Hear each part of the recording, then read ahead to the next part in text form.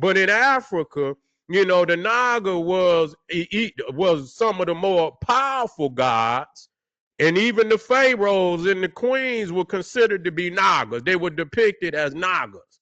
You see, and so you know when we talk about and we'll show that. But anyway, let me get back.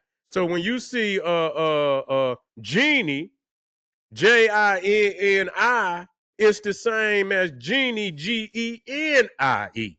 You see, so the J and the G is interchangeable. The I and the E is also, the vowels is in. So once you know what vowels is interchangeable, then you can understand that many times you looking at the same fucking word.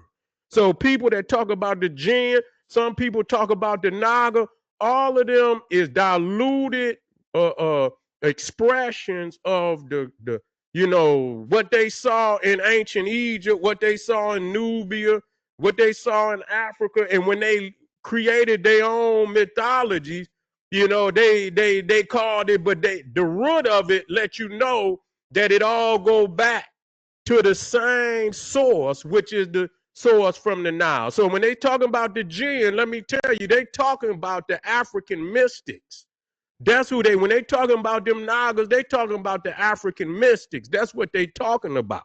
You see, the Sufi, today motherfucker talking about, which means wool, the mystics, the woolly haired mystics. But they gonna show you some goddamn Turkish man with some goddamn hat on his head talking about the wool is the hat. That ain't got a goddamn thing to do with nothing.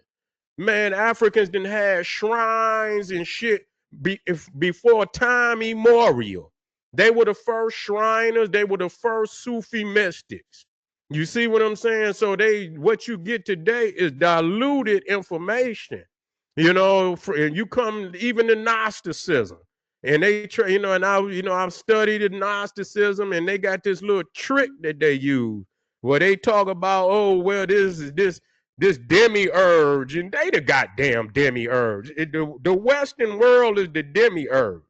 You know, because every deity in the majority of the motherfucking deities that motherfuckers is worshiping today is white deities.